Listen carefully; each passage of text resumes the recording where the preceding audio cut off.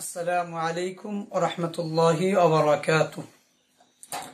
মুআজ্জাজ মুহতারাম viewers, Arabic play চ্যানেলে আপনাদেরকে স্বাগতম।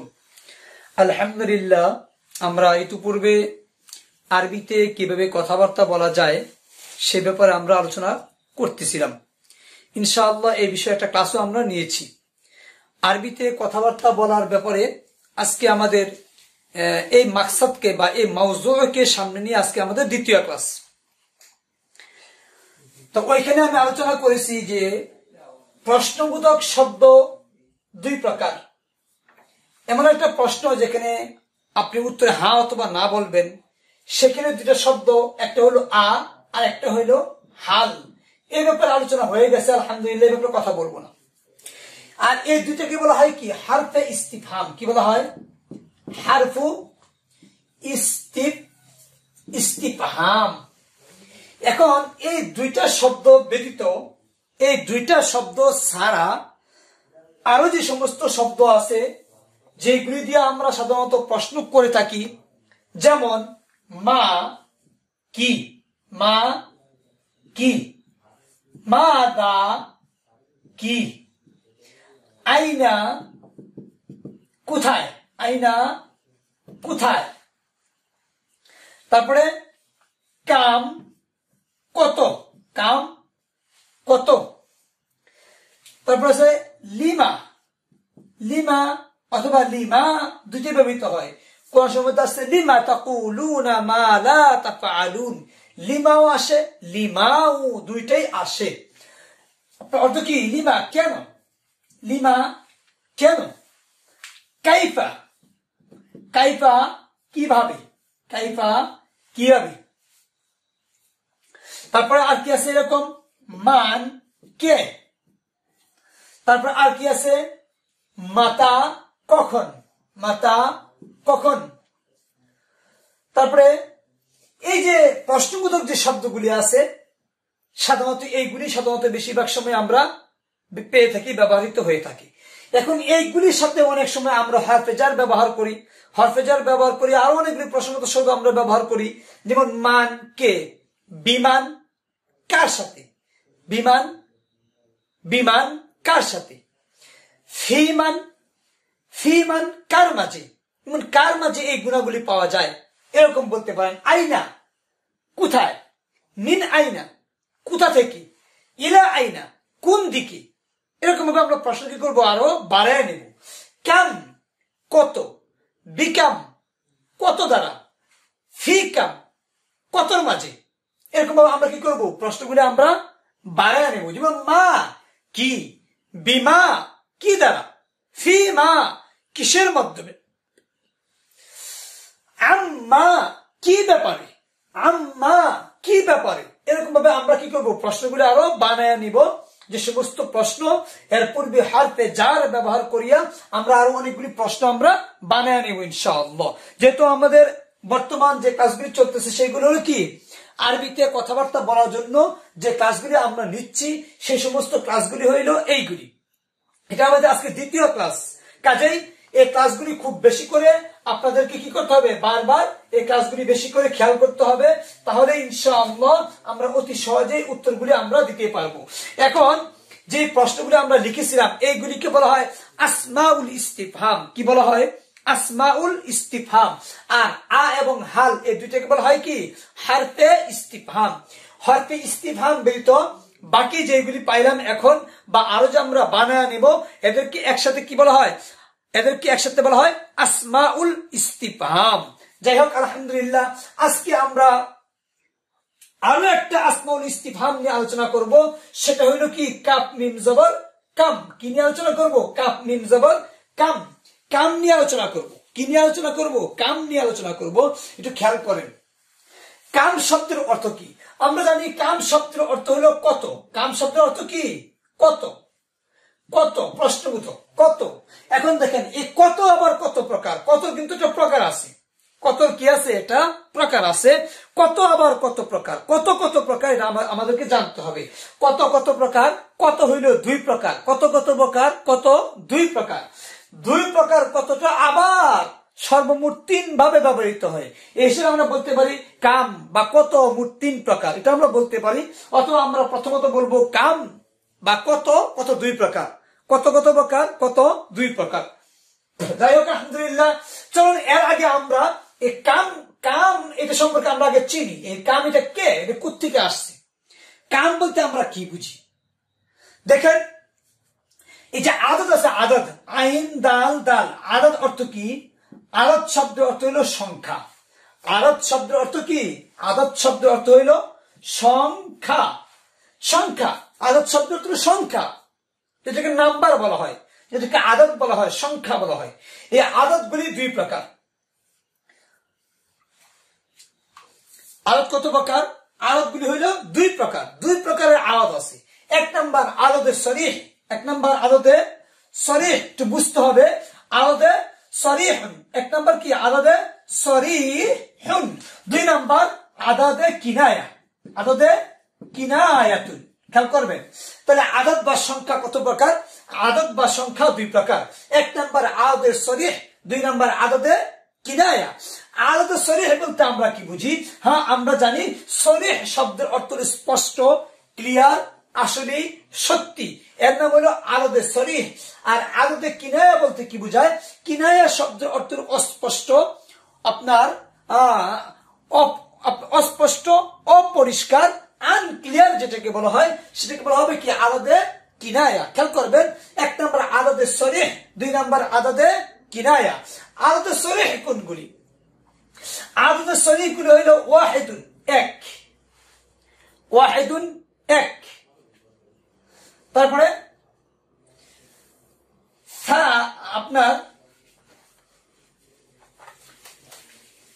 আদতে সরিহ গুলি আপনার অর্থাৎ কি সরাসরি যে সংখ্যা, এটা আসলে আবার 2 প্রকার। এর মধ্যে একটা আছে আদতে আপনার কি? আদতে আসলি, মূল মৌলিক সংখ্যা। আর একটা আছে আদতে তারতিবি, টবিক সংখ্যা। যেমন দেখেন আমি লিখলাম এখানে, যেমন সালাসুন, সালাসুন অর্থ কি? আপনার 3। আর সালিসুন অর্থ কি? আপনার তৃতীয়। যেমন মনে করেন খামসুন অর্থ কি? 5। আর খামিসুন অর্থ কি? আপনার 5ম। তাহলে এই যে আপনার আদত, আদত অর্থ কি? সংখ্যা। এই সংখ্যাটা 2 প্রকার। 1 নম্বর আদতে সরিহ, 2 নম্বর আদতে কিনায়া। আদতে সরিহ হইল সরাসরি যে সংখ্যাগুলি আছে সেইগুলি হোক আদতে আপনার আসলি, হোক আদতে তারতিবি। যেমন সালাসুন 3, সালিসুন তৃতীয়, এটা আদতে তারতিবি। আর খামসুন আদতে আসলি। এবার দেখেন এর ছাড়াও আরো কিছু শব্দ আছে যে সমস্ত শব্দ দ্বারা সংখ্যা বুঝায় বা সংখ্যার প্রতি ইঙ্গিত করে, কিন্তু এই সংখ্যাটা নির্দিষ্ট না, অস্পষ্ট সংখ্যা। আর এই সমস্ত শব্দ হলো সর্বমোট 3টা। কি কি? 1 নাম্বার কাম, 2 নাম্বার কাআইন, 2 নাম্বার কি? কাআইন, 3 নাম্বার কাদা। কাম, কাআইন, কাদা।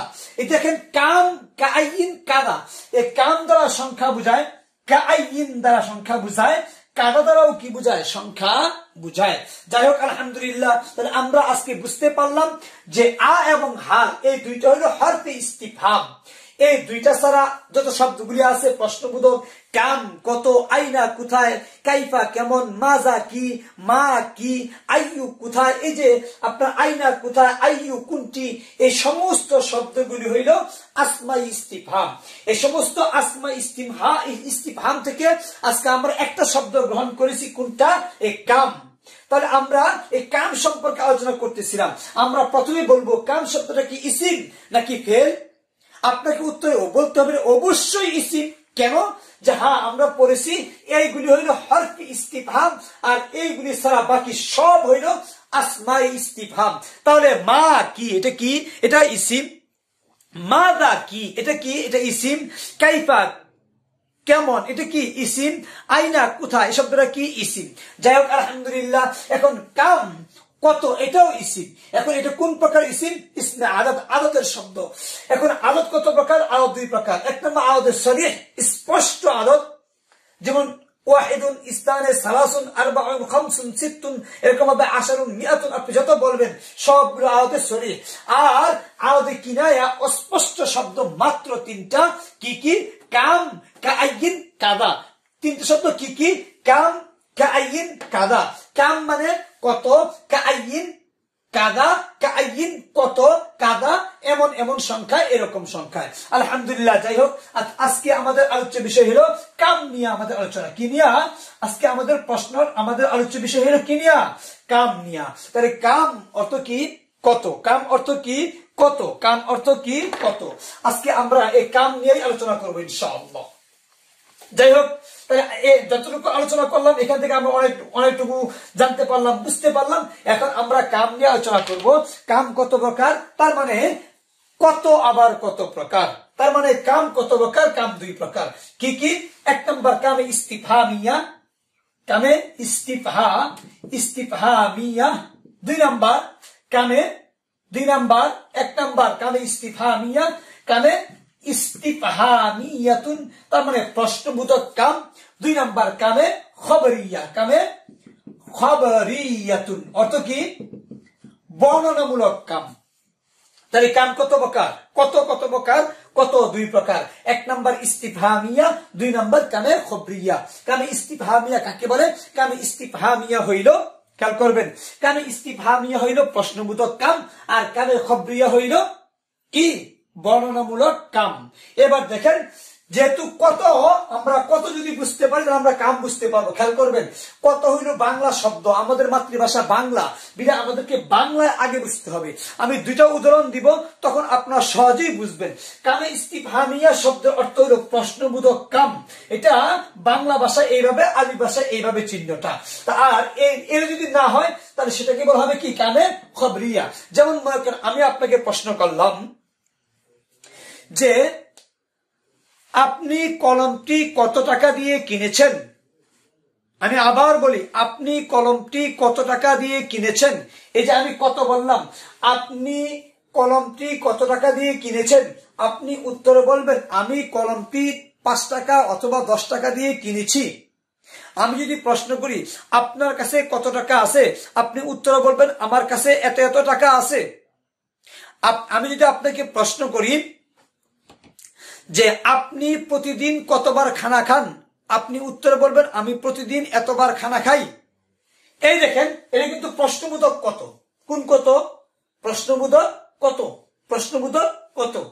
এবার দেখেন, আরেকটা কত আমি বলবো, কিন্তু ওই কত কিন্তু প্রশ্নবোধক কত না, বরং এই কতটা হবে আপনার বর্ণনামূলক কত। খেয়াল করবেন, এই কতটা কি? এই কতটা হবে বর্ণনামূলক কত। যেমন মনে করেন,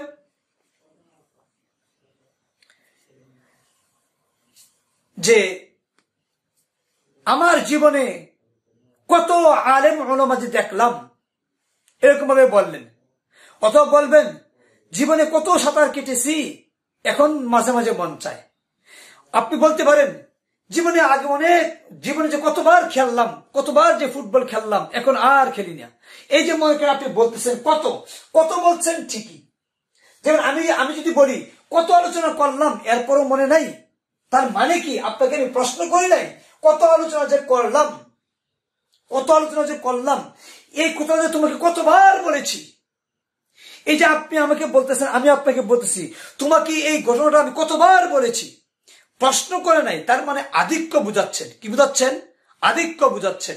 এখানে এই যে কতটা বললাম, এই কত কিন্তু কামে খবরিয়া, কামে খবরিয়া বর্ণনামূলক কত, এটা কিন্তু প্রশ্নবোধক না। এখন এই প্রশ্নবোধক না যেটা, এটা হলো কামে খবরিয়া। কামে খবরিয়া আবার দুই ভাবে বিভক্ত, দুইটা কারণে ব্যবহৃত হয়। এক নম্বর তাকসির বুঝায়। কি বুঝায়? তাকসির বুঝায়। কি বুঝায়? তাকসির, আধিক্য বুঝায়। দুই নাম্বার তাকলিল বুঝায়। কি বুঝায়?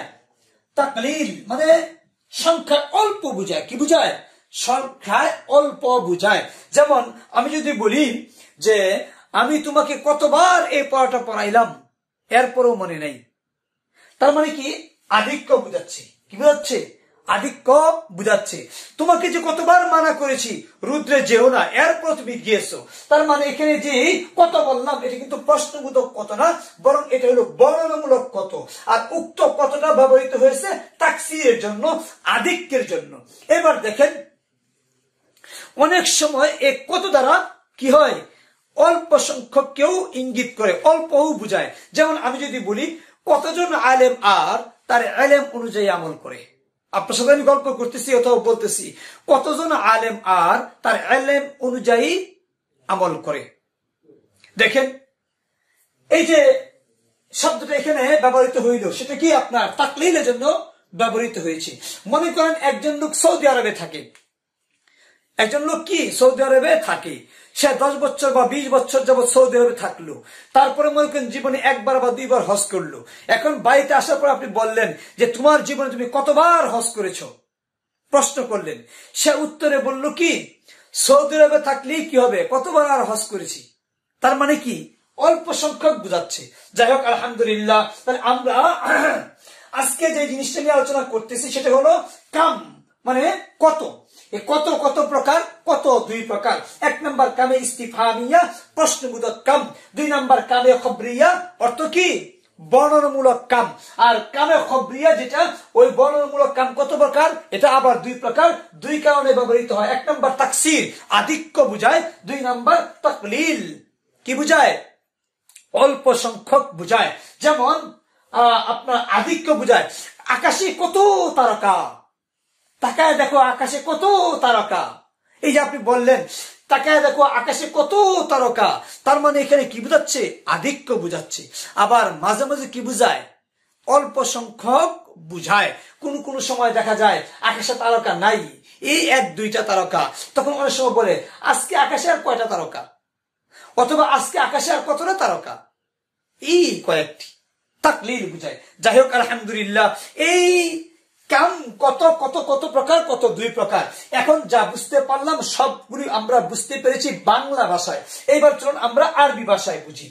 বাংলা ভাষায় খেয়াল করবেন, বাংলা ভাষায় আপনি কত শব্দের সাথে যে শব্দটা আপনি সংযোগ করবেন, আরবি ভাষায় ওই শব্দটা কামের সাথেই ব্যবহার করবেন। আমি আবার বলি, আপনি বলেন কত টাকা, কত টাকা, তাহলে আরবিতে আপনি কাম লিখবেন, কামের পরে টাকা লিখবেন। কি লিখবেন, কামের পরে টাকা লিখবেন। কাম টাকা, কত টাকা, কত পয়সা, কত পাখি, কাম কত পাখি, কাম তৈর, কাম তৈর, কত বার, কাম মারর, কাম মারর, কত আলেম, কাম আলেম, কাম আলেম, কত আলেম, কাম আলেম। তাহলে আমি কি বুঝতে পারলাম, বাংলা ভাষায় কতর সাথে যে বাংলাটা থাকে, আরবি ভাষায় ঠিক কামের পরেই ওই শব্দটা চলে আসে। আলহামদুলিল্লাহ, আমরা এটা বুঝতে পেরেছি যে কাম কোন জায়গায় ব্যবহৃত হয়, কিভাবে ব্যবহার করতে হয়। আমরা বুঝতে পারলাম বাংলা ভাষায় কতর সাথে আমি যে শব্দটা উল্লেখ করব, কতর সাথেই যে শব্দটা উল্লেখ করব, আরবি ভাষায় ঠিক এরকম ভাবে আমরা কামের পরে ওই শব্দটা ব্যবহার করব। কাম উমরা, কত আপনার বয়স কত, কাম উমরা কত বছর, কাম টাকা কত টাকা, কাম তৈর কত পাখি, কাম আলেম কত আলেম, কাম মাদ্রাসা কত মাদ্রাসা। আপনি এইভাবে কি করবেন, অবশ্যই ব্যবহার করবেন। এখন দেখেন এখানে ইস্তেমাল বা ব্যবহারটা আপনাকে আগে বুঝতে হবে। যদি আপনার উদ্দেশ্য থাকে কামে ইস্তিফহামিয়া, অর্থাৎ আপনি যদি কাউকে প্রশ্ন করতে চান, যদি কামে ইস্তিফহামিয়া, যদি প্রশ্নবোধক কাম বা প্রশ্নবোধক কত যদি আপনি উদ্দেশ্য থাকে, যেমন তোমার বয়স কত, তোমার বয়স কত, এই কত সাথে কি আছে, বয়স। আলহামদুলিল্লাহ, কত বয়স তোমার, কত বয়স তোমার, তার মানে কি তোমার বয়স কত, তোমার বয়স কত। এই যে প্রশ্ন করলেন, তুমি কতবার খানা খাও, আমি এতবার খানা খাই। এই যে মনে করেন আপনি কত দিয়া যদি আপনি প্রশ্ন করেন, সেই ক্ষেত্রে আপনি কাম শব্দের পরে, কাম শব্দের পরে জবর দিয়ে ব্যবহার করবেন, তাহলেই বোঝা যাবে যে এখানে কাম দ্বারা কাম ইস্তিফহাম বোঝাচ্ছে, প্রশ্নবোধক কাম বোঝাচ্ছে। যেমন কাম তাকান, কাম তাকান কত টাকা আছে, ইনদাকা তোমার কাছে, কাম তাকান ইনদাকা তোমার কাছে কত টাকা আছে, তোমার কাছে কত টাকা আছে, কাম তাকান ইনদাকা তোমার কাছে কত টাকা আছে। যেমন মনে করেন আপনি প্রশ্ন করেন যে কাম কলামান ফি জাইবিকা, কাম কত, কলামান কলম, কাম কলামান কতটা কলম আছে, ফি জাইবিকা তোমার পকেটে, কাম কলামান ফি জাইবিকা তোমার পকেটে কতটি কলম আছে। আপনি যদি দেখেন কাম এরপরে জবর বিশিষ্ট শব্দ আপনি যদি কামের পরে জবর দেখেন দুইটা, যদি আপনি কামের পরে দুইটা জবর দেখেন, তাহলে অবশ্যই উক্ত কামটা হবে কামে ইস্তিফহামিয়া, প্রশ্নবোধক কাম। মনে রাখতে হবে কামের পরে সবসময় নাকেরা আসে, মারিফা আসে না, তার মানে আলিফ লাম যুক্ত শব্দটা আসে না। এখানে কাম শব্দটার পরে কি আসে না, আপনার আলিফ লাম যুক্ত আসে না। কাম শব্দটা সবসময় আপনার মবনি, এটা কাম কখনো কামু হবে না, কাম কখনো কামি হবে না, কাম কখনো কি হবে না, কামা হবে না। আলহামদুলিল্লাহ, আমরা কি পাইলাম? কাম কলামান ফি জাইবিকা, কতটা কলম আছে তোমার পকেটে। তাই আমরা কি বুঝতে পারলাম? আমরা বুঝতে পারলাম যদি কাম কত এটা যদি প্রশ্নবোধক হয়, তাহলে ওই শব্দটার পরে যে শব্দটা আসবে সেই শব্দটা কি তাময়িজ হিসাবে জবর গ্রহণ করবে। আমরা জানি তাময়িজ হইল মানসুবাতের একটা প্রকার, মাফউলে মুতলাক, মাফউলে বিহি, মাফউলে ফিহি, মাফউলে লাহু, মাফউলে মাআহু, হাল তামিজ, এটা তামিজ। তার মানে কামের পরে শব্দ তামিজ হিসাবে জবর গ্রহণ করিবে। আলহামদুলিল্লাহ, আমরা কি পাইলাম? কামে ইস্তিফহামিয়া, কামে ইস্তিফহামিয়া একটা পাইলাম। এরপর দেখেন কামে খবরিয়া। কামে খবরিয়া আপনি কিভাবে চিনবেন? কামে খবরিয়া আপনি কিভাবে চিনবেন? কোরআনের মধ্যে আসছে ওয়াকাম আহলাকনা, ওয়াকাম আহলাকনা ক্বাবলাহুম, ওয়াকাম আহলাকনা মিন ক্বরিয়া, ওয়াকাম আহলাকনা মিন ক্বরিয়া।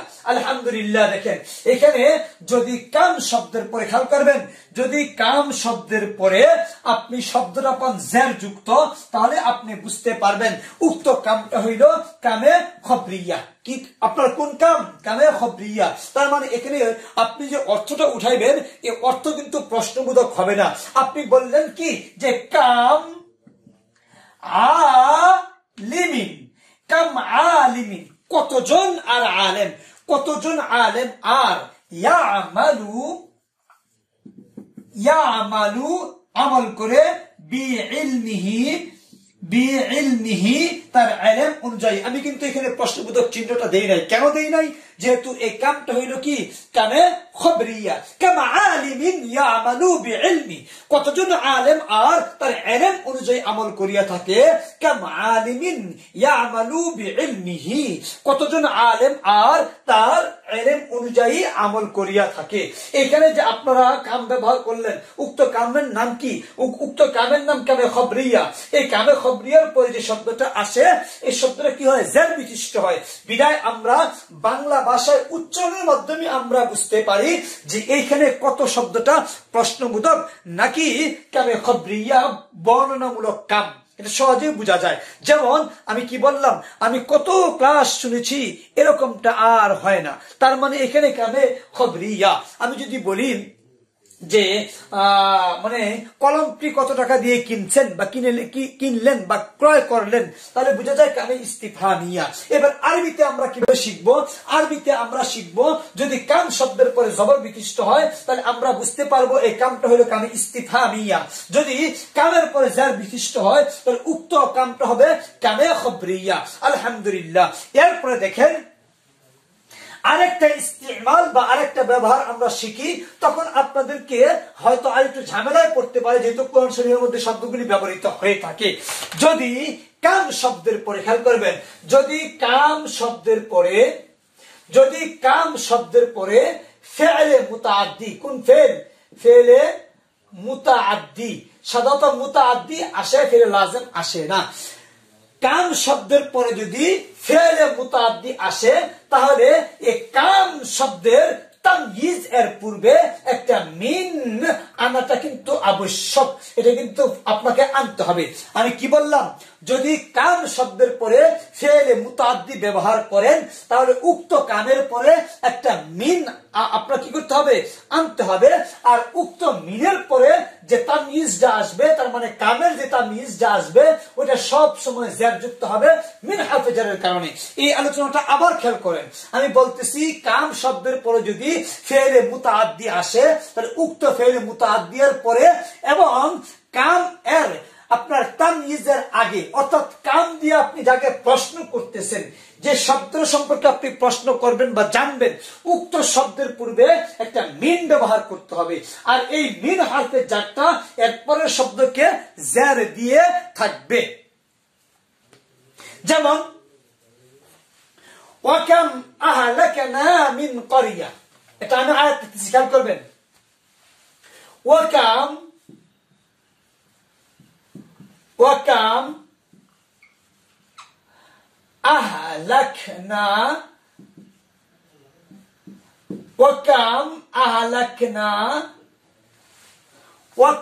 আহলাকনা মিন করিয়া। খেয়াল করেন, যেহেতু পবিত্র কোরআনের মধ্যে কোন প্রকার চিহ্ন থাকে না, আমি এখানে চিহ্নটা যে দিয়েছিলাম সেটা আমি মুছে নিয়েছি। এবার দেখেন, ওয়াকাম আহলাকনা মিন করিয়া, ওয়াকাম আহলাকনা মিন করিয়া, এখানে কাম আসছে, কামের পরে আহলাকনা একটা ফেল আসছে। কোন ফেল? ফেল মুতাআদ্দি। আহলাকা ইউহলিকু অর্থ কি? ধ্বংস করে দেওয়া। তাহলে আহলাকা যাইদুন, জায়েদ ধ্বংস করে দিল। এবার প্রশ্ন করবেন, জায়েদ কি ধ্বংস করে দিল? জায়েদ আপনার একটা ভল ধ্বংস করে দিল। জায়েদ কি ধ্বংস করে দিল? জায়েদ মূর্তি ধ্বংস করে দিল। জায়েদ কি ধ্বংস করে দিল? জায়েদ একটা জিনিসকে ধ্বংস করে দিল। এই যে আপনি কি এবং কাকে দ্বারা প্রশ্ন করলে যে উত্তর পাওয়া যায় তাকে মাফউল বলে। অর্থাৎ যেই ফেলটার মাফউল পাওয়া যায় উক্ত ফেলকেই আবার ফেলে মুতাআদ্দি বলে। তাহলে আমি কি বললাম? আমি বললাম কাম, এরপর যদি ফেলে মুতাআদ্দি আসে তাহলে এই মুতাআদ্দির পর একটা মিন আসবে, আর উক্ত মিন এর পরের শব্দকে মাজরুর হিসেবে জের প্রদান করবে। এখানে কাম তার তাময়িজ কি হবে? জের বিশিষ্ট হবে। ওয়াকাম আহলাকনা মিন করিয়া। এখন প্রশ্ন হচ্ছে, এখানে যে কামটা আসলো এই কামটা আপনি কি কামে ইস্তিফহামিয়া নাকি কামে খবরিয়া? এই কামে ইস্তিফহামিয়া নাকি কামে খবরিয়া? এই উত্তরটা বুঝার জন্য, জানার জন্য আপনাদেরকে আরো ক্লাস নিতে হবে, জানতে হবে। যাই হোক, আলহামদুলিল্লাহ, যদি আয়াতের মধ্যে কাম চলে আসে তাহলে উক্ত কামের পর যদি ফেলে আপনার মুতাআদ্দি আসে তাহলে এই কামটা নিয়ে আমাদেরকে ফিকির করতে হবে, চিন্তা করতে হবে এটা কি ইস্তিফহাম নাকি খবরিয়া। দুইটাই হতে পারে, যেহেতু এখানে জের আছে আর এই জের দিয়েছে আপনার হরফে জার মিন এ, যেহেতু মিন হরফে জার জের দিয়েছে কাজে এই কামটা কোন প্রকার কাম আপনাদের কি করতে হবে? আরো চিন্তা ফিকির করতে হবে। অনেক সময় দেখবেন কামের পরে কি আসে না, কামের পরে ফেল আসে না, ফেল না আইসা সরাসরি মিন চলে আসে। যেমন ওয়াকাম মিন মালাকিন ফিস সামাওয়াত, ওয়াকাম মিন, খেয়াল করবেন, ওয়াকাম মিন মালাকিন, ওয়াকাম মিন মালাকিন ফিস সামাওয়াত, কোরআনের মধ্যে আসছে এইভাবে যে ওয়াকাম মিন মালাকিন। দেখেন কামের পরে মিন চলে আসছে, এখানে কিন্তু ফেল নাই, ফেল ছাড়া কি আসছে? আপনার মিন চলে আসছে। যদি কামের পরে ফেল ছাড়া সরাসরি মিন হরফে জার চলে আসে তাহলে মনে রাখবেন উক্ত কামটা সবসময় কামে খবরিয়া। আমি আবার বলি কথাটা, যদি কামের পরে ফেলে মুতাআদ্দি আসে তাহলে এই কামটা ফেলে আপনার কামে ইস্তিফহামিও হতে পারে, এই কামটা কামে খবরিয়াও হতে পারে। কিন্তু যদি কামের পরে যদি সরাসরি মিন হরফে জার চলে আসে, ফেলে মুতাআদ্দি যদি না আসে তাহলে এই কামটা তখন কামে খবরিয়ার জন্য খাস হয়ে যায়। ওয়াকাম মিন মালাকিন ফিস সামাওয়াত অর্থ হবে আকাশে কত কত ফেরেশতা। এখানে প্রশ্নবোধক হবেই না, কেননা এখানে মিন আসছে এবং এই দুইটার মধ্যে ফেলে মুতাআদ্দি নাই। ফেলে মুতাআদ্দি আসলে কামে ইস্তিফহামিও হতে পারে, কামে খবরিয়াও হতে পারে। আলহামদুলিল্লাহ, আপনারা ক্লাসগুলি বেশি বেশি করে দেখবেন। আর যদি মনে করেন যে হ্যাঁ ক্লাসটা দেখার পরে এতটুকু বুঝতে পেরেছি যে ক্লাসটা আমাদেরকে অবশ্যই সাবস্ক্রাইব করা দরকার বা একটা সাবস্ক্রাইব তার সাথে কি প্রাপ্য, তার অবশ্যই দিবেন দ্বীনের খেদমতে, যাতে করে এটা আরো বেশি করে কি হয়, প্রচার প্রসার হয়। ওমা তৌফিক ইল্লা বিল্লাহ। আসসালামু আলাইকুম ওয়া রাহমাতুল্লাহ।